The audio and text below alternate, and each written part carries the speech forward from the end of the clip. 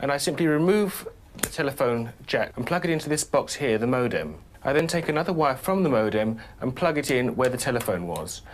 I can then switch on the modem. It's now telling me to phone up the main press cell computer. So it's a very simple connection to make. Extremely simple. I'm now waiting for the computer to answer me.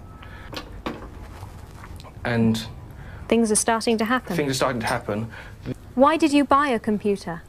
Well, I was very interested in the new technology and didn't want to be left behind. I don't think it's only for the youngsters at school now. I think us older ones will have to learn a lot about it. What is Internet anyway? Internet is that massive computer network, the one that's becoming really big now.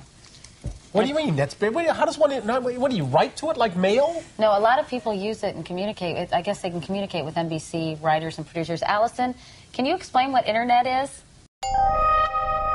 The world is in financial disarray. Currencies failing, economies in wild flux, jobs being lost. But what if you could build an entirely new economy, one specifically designed for the digital realm? Well, that is the dream behind Bitcoin. Bitcoin, for those of you who don't know, is an electronic online currency that was created in 2009. It was made by someone who did it under the pseudonym Satoshi Nakamoto. Like any economy, you don't want too much too fast because then the value of your currency drops, or so slow that your economy grounds to a halt. It's designed to be a self-stabilising economy. Whether it actually is that way though, well, that is a little bit more complicated. Because some people have said, hey, Bitcoin is the answer to those problems. Are you a believer? Well, Bitcoin is exciting because it shows how cheap it can be. Bitcoin is better than currency in that you don't have to be physically in the same place. And, of course, for large transactions, currency can get pretty inconvenient. And what is Bitcoin? Bitcoin is a currency on the internet. I sent 100 euros worth of Bitcoin from here in Tokyo directly to you guys through this camera, through the network, through the TV, right into your home. If I had tried to do that, send you the money with a traditional bank, it would have taken several days and probably cost 30 euros. I just did it right now with Bitcoin instantly, basically for free, and didn't have to ask anybody for permission. I didn't need a bank, I didn't need a government, I didn't need anybody. I just needed myself and you and our smartphones to do it. That's the power of Bitcoin.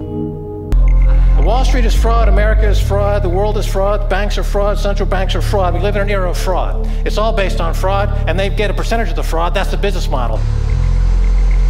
To suggest that there is any moral or ethical aspect to anything that's going on now is to be completely naive about the fact that we live in an era dominated by financial terrorists, jihadis of banking. They're here to kill you and themselves. They believe in an ideology, not the Quran, but Adam Smith, that they completely misread and interpret as something to justify their blowing themselves up. Janet Yellen's a terrorist! Mario Draghi's a terrorist! The Central Bank of Japan is a terrorist! These are the real terrorists! Funds received. This community is switching to what they think is a better monetary system. A system in which banks are no longer needed because payments could be made directly from one person to another. Bitcoin is fundamentally different because in Bitcoin, you don't owe anyone anything and no one owes you anything. It is not a system based on that. It is a system based on ownership. And no one can censor it, no one can seize it, no one can freeze it.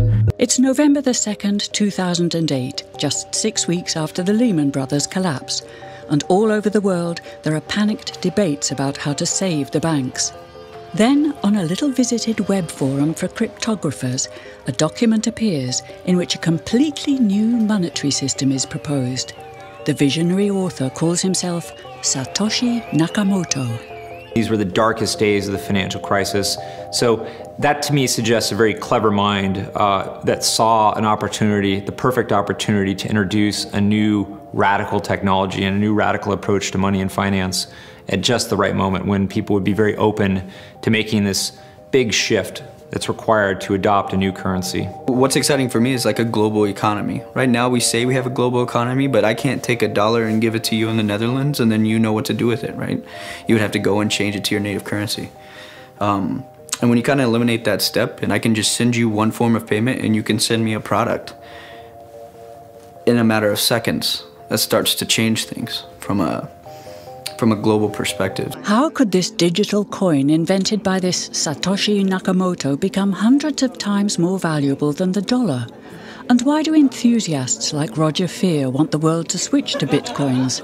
I'm giving every single person here 1,000 yen worth of bitcoins, which is like $8 and something cents. Back in the early days, you know, I'd get phone calls from my buddies, oh, hey man, I lost 10,000 bitcoins because my computer blew up, right?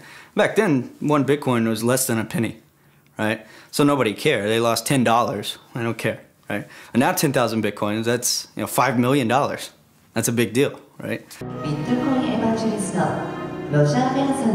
I think a lot of people are underestimating the way in which Bitcoin and the blockchain are going to change the power structures in society in general. I mean, I grew up in the US and I see all these people like, yeah, nuke everybody in the Middle East and kill them all. And then they have the former Secretary of State, Madeleine Albright, on 60 Minutes, one of the most popular news shows in the US. And they asked her, they said, like, there's reports that more than 500,000 Iraqi children have died as a direct result of US sanctions.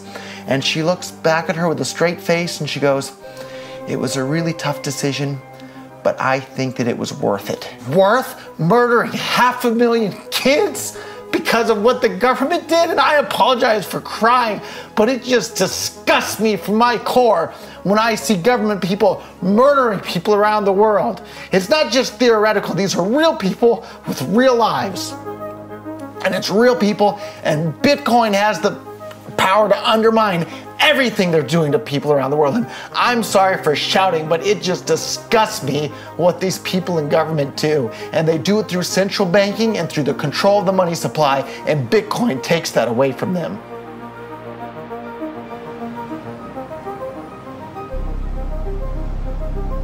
You can buy Bitcoin at the Shell station.